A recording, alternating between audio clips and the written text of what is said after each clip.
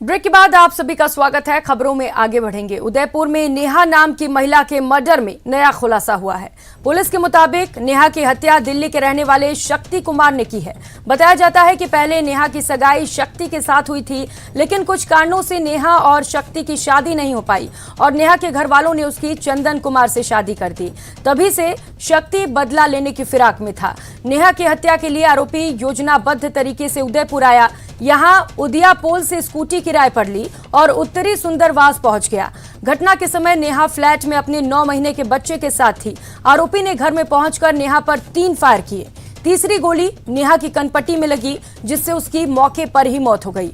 हत्या के बाद आरोपी ने दोस्त के साथ पुनः उदियापोल पहुंचकर स्कूटी जमा कराई और फरार हो गया। पुलिस ने बताया कि नेहा के पति को सीसीटीवी फुटेज दिखाए गए, जिसके आधार पर पति चंदन कुमार ने आरोपी को पहचान लिया है।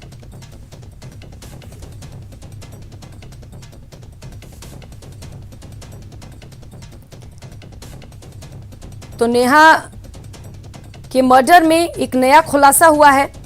बताया जा रहा है कि एक शख्स से उसकी सगाई हुई थी, लेकिन शादी नहीं हो पाई, जिसके बाद लगातार वो बदला लेने के फिराक में था और जब दूसरे शख्स से उसकी शादी कर दी गई, उसी के मामले को लेकर वो उदयपुर पहुंचा और वहां पर 3 गोली राउंड फायरिंग की।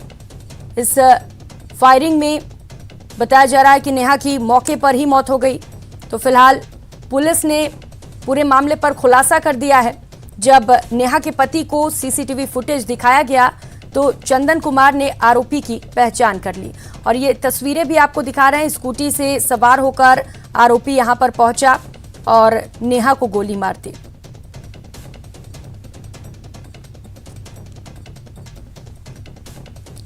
तो बताया जा रहा है कि उदियापुल से उसने स्कूटी किराए पर ली और वहां पर पहुंचकर नेहा को गोली मारी थी।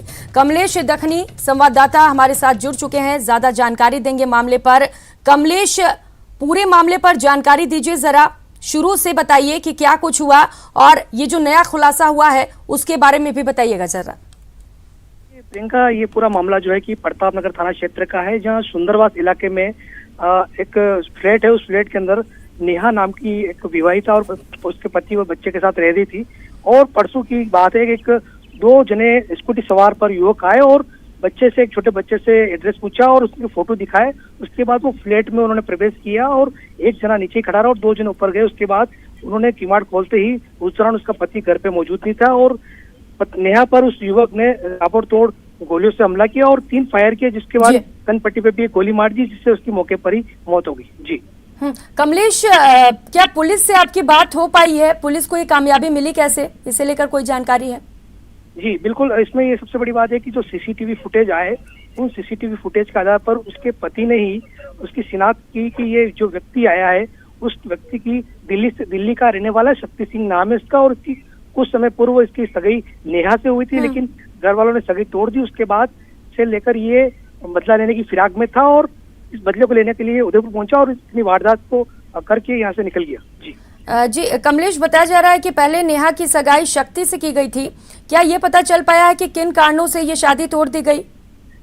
जी बिल्कुल, अभी तक तो जो कारण है वो बिल्कुल स्पष्ट नहीं कहा जा सकता, लेकिन ये बात जरूर सामने आई है कि घर वालों ने इस शादी से इनकार कर दिया था और सगाई तोड़ दी। अब पुलिस का क्या कहना है मामले पर? क्या कुछ कार्रवाई की जाएगी दोषी पर?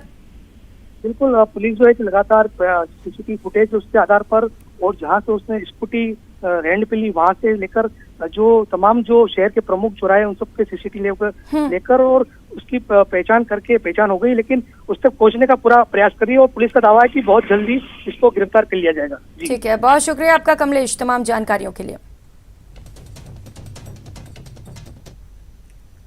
और रुक करेंगे अगली खबर का। चूरू से खबर है, सादुलपुर में पुलिस ने लूट के कुछ घंटों बाद ही 3 लुटेरों को धर दबोचा और वनस्पति घी से भरे लूटे ट्रक को भी बरामद कर लिया। घटना सादुलपुर हिसार हाईवे की है। एएसपी अशोक बुटालिया ने बताया कि पुलिस को ट्रक लूटने की योजना की खबर मिली थी, जिसके बाद पुलिस लुटाना गांव पहुंची तो वहां ट्रक का ड्राइवर घायल हालत में मिला। पुलिस ने उसे अस्पताल में भर्ती कराया और पूरे इलाके की नाकेबंदी कर डाली। इस बीच लुटाना के बस स्टैंड पर पुलिस पहुंची तो ट्रक और लुटेरों की कार दिखाई दी। कार के बाहर ही चारों लोग खड़े थे जो पुलिस को देखकर भागने लगे, लेकिन पुलिस ने पीछा कर 3 लुटेरों को धर दबोचा। हालांकि एक आरोपी भागने में कामयाब रहा। पुलिस ने लुटेरों से एक लोडेड पिस्टल, जिंदा कारतूस और तलवारें जब्त की हैं। तीनों लुटेरे पंजाब के रहने वाले बताए जा रहे हैं। तो एक व्यक्ति था जिसका ट्रक और उससे पैसे लूट करके और चार व्यक्ति एक शिफ्ट बाजार में भागने का प्रयास में थे। उन लोगों को हमारे चौकी का स्टाफ और एसएसओ साहब और इन्होंने है जो बड़ी मेहनत और जान जोखिम में डाल करके इनको पकड़ा। और ये चारों लोग पंजाब के रहने वाले थे। इनके पास में एक पिस्टल और 2 कारतूस और एक अन्य कारतूस मिला है और एक तलवार मिली है। और ये निश्चित रूप से और बड़ी वारदात करते हैं। इससे पहले हमने इनको पकड़ लिया और बहुत बड़ी वारदात होने से भी रोका है। और रुक लेते एक और बड़ी खबर का कोटा से। ये बड़ी खबर है जहां पर फर्जी कंपनी खोलकर व्यापारियों के साथ धोखाधड़ी की गई। व्यापारियों के साथ 35 लाख की धोखाधड़ी की गई।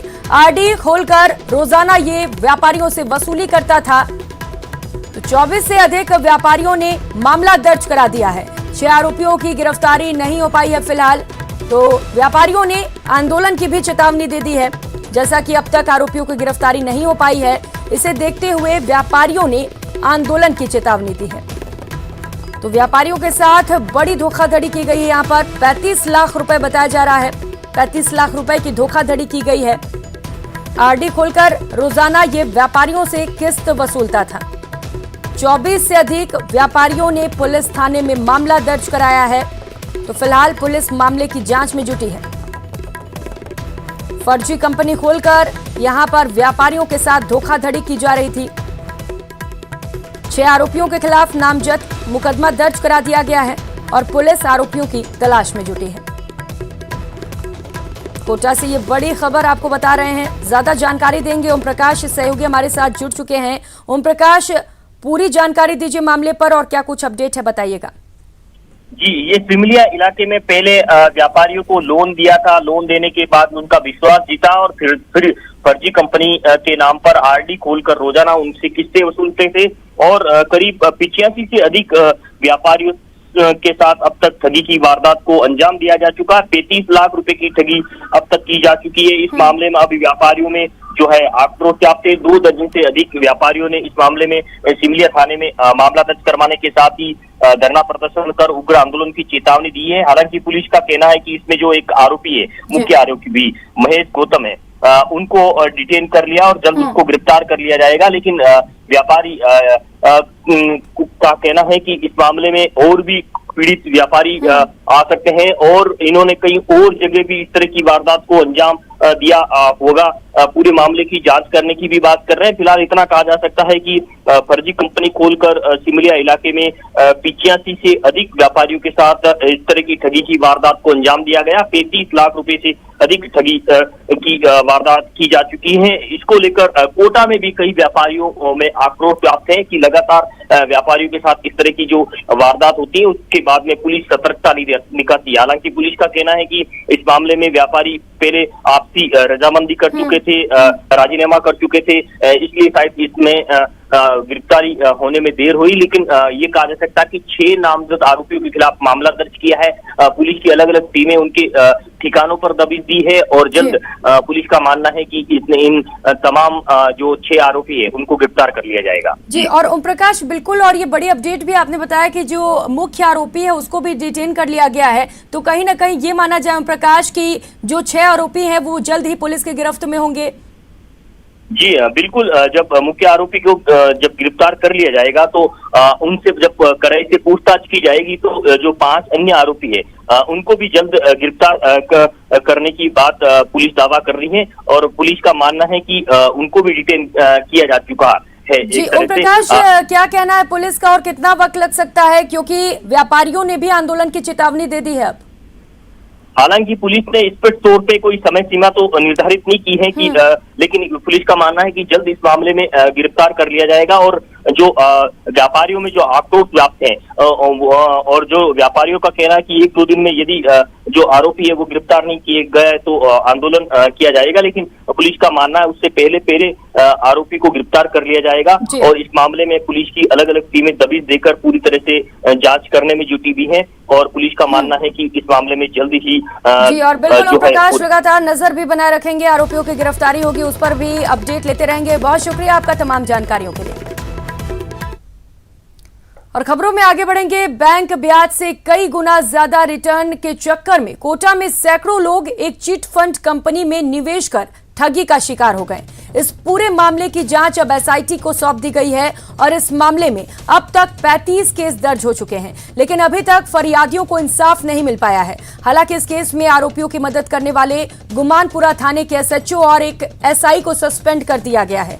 बता दें कि अपेक्षा इन्वेस्टमेंट और अपेक्षा इंफ्रा नाम की कंपनियों ने करीब 2500 निवेशकों से 200 करोड़ से अधिक की ठगी की और अब फरार हैं।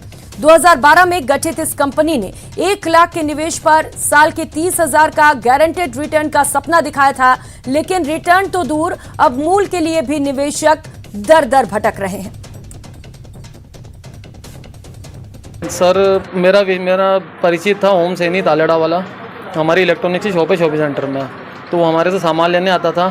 तो इसने कंपनी के बारे में बताया मुझे 2015 या 16 में कि हमारी कंपनी है और हम लोग इन्वेस्ट करके पैसा आपको डबल देते हैं 3 साल में।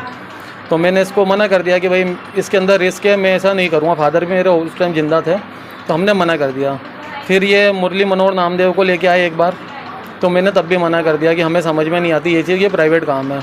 फिर ये मरोठा जी को, गिरिराज नायक को और इनको जो 4-5 जने हैं इनको लेके आया खातेदारों को कि हमारे पास बहुत बड़ी ज़मीन है और प्राइम लोकेशन की ज़मीन है, हम इसके एवज में आपको ज़मीन देंगे सिक्योरिटी के लिए और डबल का एग्रीमेंट देंगे पूरा। तो मैं विश्वास में आ गया, सब जने आए। तो इसके बाद में धीरे धीरे करके इन्होंने कुछ कैश लिया, कुछ बैंक से पैसे लिए, किसी तरह से करके लगभग मेरा और मेरे ब्रदर का इनको झांसे मिल के करीब 55 लाख रुपए हड़प लिए।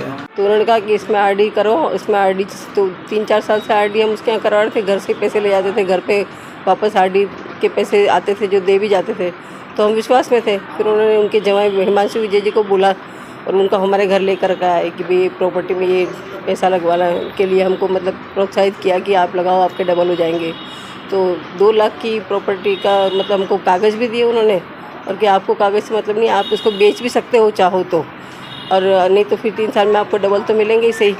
तो उस तरह से हमको आकाशवाणी में बुला के और सारे साइन वाइन भी करवाए। तो अभी आरडी का पैसा भी हमारा मतलब एक आरडी थी उसके तो आ गए, और दूसरी 5,000 की जो आरडी थी उसके पैसे भी नहीं आए, और ये प्लॉट के लिए भी कुछ भी उसके पैसे आए ही नहीं हमारे पास। और मेंबरशिप है 2 लाख की, 1-1 लाख की 2 मेंबरशिप है, उसके भी पैसे अब 4 साल में आने थे डबल, और साल में वो लोग कह रहे थे हम आपको ब्याज देंगे, तो 1-2 बार दिया और उसके बाद फिर नहीं दिया उन लोगों ने। इस तरीके से इन्होंने कहा कि इनके जो वो है ना हिमांशु विजय सीए, तो उनके ससुर हैं सत्येंद्र कुमार विजय, तो उन्होंने मेरे से कहा कि पैसा लगा दो इसमें डबल हो जाएगा 3 साल में, और इस तरीके से मेरे से वो पैसे लगवा दिए और बोला आपको सिक्योरिटी के लिए प्लॉट दे रहे हैं, यहाँ गुरुद्वारा के सामने हमारी कॉलोनी कट रही है और 3 साल, और आपको तो पैसे से मतलब पैसे लेना, प्लॉट तो खाली नाम के लिए भाई आपका वो है। और खबर श्रीगंगानगर से है। श्रीगंगानगर के सूरतगढ़ के करीब 5 दर्जन गांव के किसान सिंचाई की पानी की मांग को लेकर आज सूरतगढ़ थर्मल का घेराव करेंगे।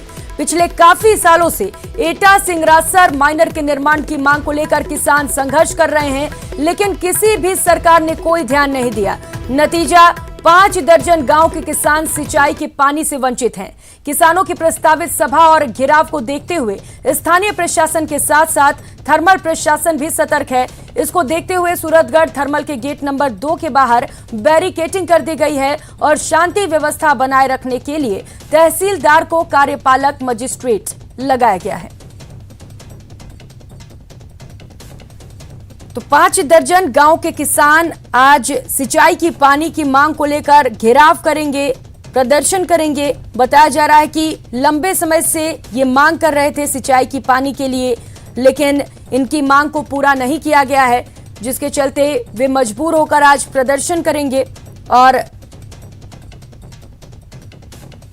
प्रस्तावित सभा का घेराव करते हुए नारेबाजी की जाएगी। इसको लेकर प्रशासन भी सतर्क है।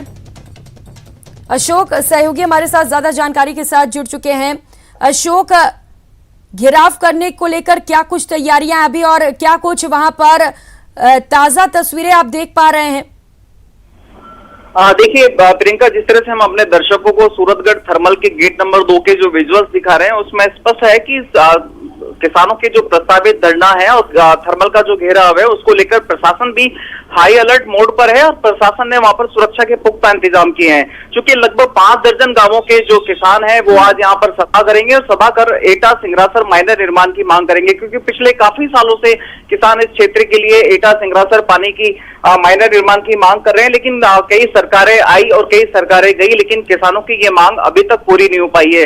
इस बार एटा सिंगरासर माइनर निर्माण की मांग को लेकर पहले 2006 में और फिर 2016 में काफी बड़े किसान आंदोलन हुए, लेकिन उसका परिणाम शून्य ही रहा। लेकिन इस बार जो एटा सिंगरासर किसान संघर्ष समिति है उनका कहना है कि जब तक वे इस बार सरकार से अपनी मांगों को लेकर कोई राय नहीं ले लेते तब तक वो इस धरने को और इस पड़ाव को जारी रखेंगे। और उसको लेकर प्रशासन भी पूरी तरह से मुस्तैद है। सीआईएसएफ के साथ साथ 2 डीएसपी और 8 थानों का जाब्ता इस समय सुरक्षा के लिए तैनात किया गया है। इसके साथ साथ जो यहाँ के स्थानीय तहसीलदार हैं उनको भी शांति और कानून व्यवस्था बनाए रखने के लिए कार्यपालक मजिस्ट्रेट भी लगाया गया है। जी प्रियंका। जी बिल्कुल अशोक, हम देख भी पा रहे हैं तस्वीरों में सुरक्षा के पुख्ता इंतजाम किए गए हैं यहाँ पर। लेकिन अशोक, सिंचाई के लिए पानी की मांग की जा रही है किसानों द्वारा, जायज मांग है, आखिर ये मांग पूरी क्यों नहीं हो पा रही है? क्या प्रशासन की ओर से इसे लेकर कोई बात सामने आई है, कोई दलील पेश की गई है अब तक? देखिए प्रियंका, ये सूरतगढ़ का टिब्बा क्षेत्र है जहाँ तकरीबन 5 दर्जन गांव आते हैं और ये पूरी तरह से वर्षा के जल पर ही निर्भर है। चूंकि श्री गंगानगर जिले और हनुमानगढ़ जिले में जहां आईजीएमपी, भाखड़ा और गंग कैनाल के जरिए ज्यादातर क्षेत्रों को नहरी पानी के द्वारा सिंचित किया जाता है, लेकिन टिब्बा क्षेत्र एक ऐसा क्षेत्र है जहां पर अभी नहरी सिंचाई पानी उपलब्ध नहीं है और किसानों को केवल वर्षा जल पर ही निर्भर रहना पड़ता है। तो ऐसे में जो यहाँ इस क्षेत्र के जो उपज है, इस क्षेत्र की जो प्रोडक्टिविटी है वो ना के बराबर ही है। और यही वजह है कि किसान काफी समय से सरकार से ये मांग कर रहे हैं, लेकिन सरकार जी बिल्कुल अशोक, लंबे समय से मांग कर रहे हैं। अब देखने वाली बात ये होगी कि इनकी मांगे कब तक पूरी होती हैं। बहुत शुक्रिया आपका अशोक तमाम जानकारियों के लिए। और खबर जयपुर से है। जयपुर में आग लगने के मामले में खुलासा हुआ है। मानसरोवर में बस्ती को खाली करवाने के लिए आग लगाई गई थी। पूर्व एमएलए के बेटे पर साजिश के आरोप लगे हैं। किसान धर्मकाटे के पास रावण मंडी में यहां पर आग लगाई गई थी। 2 दिन पहले 50 कच्चे घर जलकर राख हो गए थे। स्थानीय निवासी जगदीश जोशी ने मामला भी दर्ज करा दिया है। तो जयपुर में कच्चे घर में आग लगी थी, 50 घर यहां पर जलकर राख हो गए थे। इस मामले में बड़ा खुलासा हुआ है। पूर्व एमएलए के बेटे पर साजिश करने के आरोप लगाए गए हैं। स्थानीय निवासी जगदीश जोगी ने इसे लेकर मामला भी दर्ज करा दिया है। तो किसान धर्मकाटे के पास रावण मंडी में यहां पर कच्चे घर थे जिन्हें जलाया गया, ये आरोप लगाए गए हैं स्थानीय निवासी जगदीश की ओर से। उन्होंने कहा है कि बस्ती को खाली करवाने के लिए यहां पर आगजनी की गई और इस पूरे मामले को लेकर जो आरोप लगे हैं वो पूर्व एमएलए के बेटे पर लगाए गए हैं। तो आरोपों को लेकर जगदीश जोगी ने मुकदमा दर्ज करा दिया है और फिलहाल अब पुलिस पूरे मामले की जांच करेगी और सच्चाई के तह तक पहुंचेगी। तो आपको जानकारी दे दें, मानसरोवर में बस्ती में आग लगी थी जहां पर 50 कच्चे घर जलकर राख हुए थे। विष्णु से ज्यादा जानकारी लेंगे। विष्णु, बड़ा खुलासा हुआ है मामले पर, क्या कुछ जानकारी इसे लेकर? देखिए, इस संबंध में जगदीश योगी नाम के व्यक्ति ने मानसरोवर थाने में मुकदमा दर्ज कराया है, जो कि किसान धर्मकाटा जो रावण मंडी है वहां के रहने वाले। उनका आरोप है कि कुछ बदमाश पिछले कुछ दिनों से इस रावण मंडी में आ रहे थे। उनका कहना था, वो धमका रहे थे कि इस बस्ती को आप जल्द से जल्द खाली कर दो, अन्यथा तुम्हारा बुरा कर देंगे।